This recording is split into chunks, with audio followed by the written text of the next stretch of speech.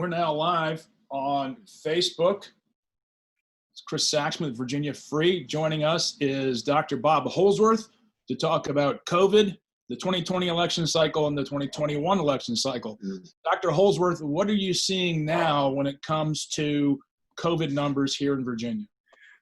Chris, good to be with you this morning. It's a mixed story today, actually. So on one hand, the more troubling numbers are the hospitalizations have gone up to about, I think, 1,294 today. The pandemic high was 1,625 in May, but about 3 weeks ago, we were at 796. So hospitalizations have gone up about 60% in the last 3 weeks, and that's probably one of the problematic signs. And clearly, there's also been case rise. We were getting about 3 weeks ago 600 cases a day. Now we're between 900 and 1,000. On the other side, however, in terms of the hospitalizations, there's still plenty of ICU capacity in the hospitals in Virginia. That hasn't been overtaxed and is unlikely to be overtaxed statewide. I could imagine in a couple of rural areas where we've had significant case growth, there may be hospitalizations that could have their capacity taxed, but statewide we're doing fine there. And then secondly, for the first time in about a month, or about the last 3 weeks, the test positivity rate is actually inching back down. It's been 7.8%, 7.3%. So today the governor's holding a press conference, and the question is, what does he do? How does he balance these signs? That on one hand, you can make an argument that cases are increasing, hospitalizations are increasing. The death rates really haven't increased very much. They've actually probably gone down a little bit. And then on the other hand, you have some positive signs in terms of, still have a lot of hospital capacity, and we're seeing the test positivity rate inch down a little bit. So I'm thinking you may see a little action on the part of the governor. Maybe he'll try to restrict the size of gatherings. Right now they're at 250. Maybe it'll go down. Maybe he'll do a little more, even further restrictions on bars where young people seem to be congregating. But by and large, I don't expect him to roll back to phase 2 today. Do you think that the recent unrest, especially in the city of Richmond, is that going to have a political impact on this? Because we see massive people protesting downtown, obviously not worried about social distancing. Some people are, some people aren't wearing masks. Is that going to have an impact here? Certainly they have a mayor's race in Richmond, and obviously Mayor Stoney has been criticized widely by the left and the progressives, who don't think that he was aggressive enough and assertive enough in addressing some of the issues that Black Lives Matter had raised. And then at the same time, you get a lot of people now, I'm not sure whether all of them live in the city of Richmond, who are suggesting that the mayor hasn't been aggressive enough in dealing with the looting and the vandalism and the like. And so he's going to have opposition on both sides, actually. He's going to have Kim Gray, who is basically arguing that the mayor has not been strong enough in preventing the looting and the vandalism and the destruction of property. And then you have Alexis Rogers, who's aligned more with the progressive wing. But at the same time in the city, I think the mayor likes the fact that there's going to be a multi-person race, that there's going to be 3 or 4 different opponents, and the city of Richmond has an electoral college system where you have to win 5 of the 9 districts. And I'm not sure any of his opponents would be strong enough to win 5 of 9 districts. So you could potentially have a runoff there as well if the mayor doesn't win 5 of them. Well, the question, I think, is this broader question that you raised, is that does this begin to impact Virginia politics more generally than the city of Richmond? Do people begin to suggest that the Democrats have been too easy, or Democratic leadership? The mayor and the governor, though they'll put in this mix, has not been sufficiently assertive in putting down some of this opposition. You might see they had this weekend after the events of this weekend, the mayor held a press conference in which he suggested that white supremacists were involved in the destruction. There were certainly white supremacists at the event who were, more than happy to agitate. Though the people who were arrested, I can't see too many of them having been white supremacists when you take a look at their backgrounds as well. But it was this bizarre rally in which people from Hampton showed up.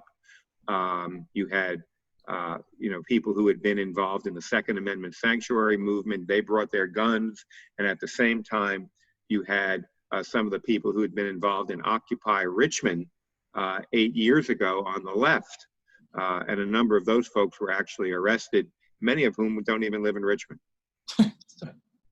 It's a crazy time in which we live, Bob. I got to be honest with you. And I saw in the Richmond Times-Dispatch this morning, the editorial board took a 2x4 to political leadership writ large, but especially the city of Richmond, because as you noted, LeVar Stoney's not handled this well, and he was contradicted by the new police chief that he recruited and hired, the police chief said that they don't know where these people came from and who's responsible for the organization of this. Well, they actually do know where these people who they arrested were from.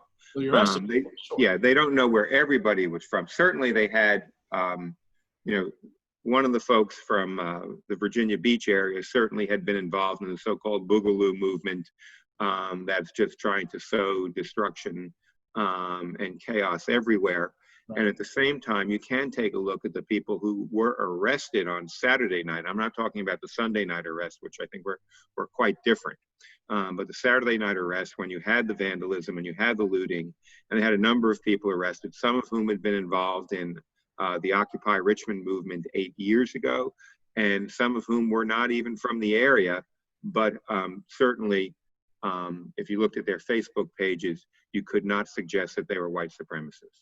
No, I think it's a mixed bag, and I think a lot of people are starting to try to find places where they can just cause a little bit more trouble in the world, express their anger. I don't know how this is going to shape up, but it's becoming obvious that I don't think the political leaders of the country know what to do with these things.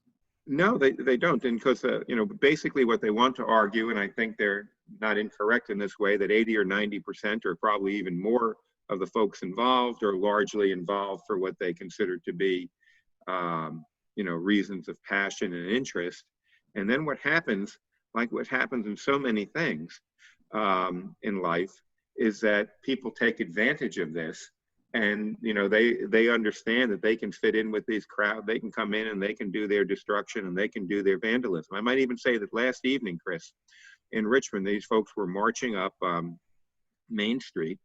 And all of a sudden, they began to break the windows at a very popular bar and outside sort of brewery type place on Main Street. And the protesters wound up in an argument with one another as other protesters ran up and said, stop doing this. And some of the protesters said, no, we're going to continue to do this. So this is what you're seeing right now. There's not the protesters somewhat inchoate. They don't have organized leadership. And what you're seeing is that different people want to send different messages. And a lot of people are getting very frustrated with the inability of the city leadership in this regard to keep a handle on things. Well, I guess my initial question went back to, does the governor do anything to clamp down on these relative to the spread of COVID?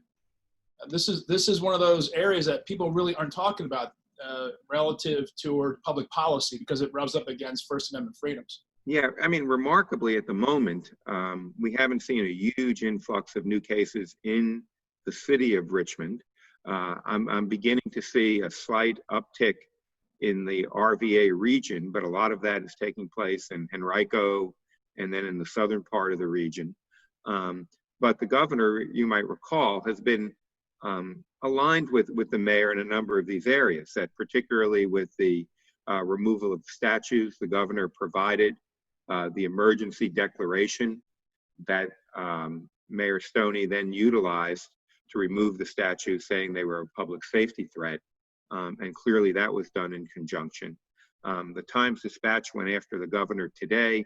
But by and large, still, I think statewide, the governor is probably still getting relatively high grades with most people for his handling of the pandemic. So I'm not sure that he is in that much trouble right now. But we're seeing things emerge that we hadn't seen before. We see this with the violence and that are accompanying some of the protests, both here and elsewhere.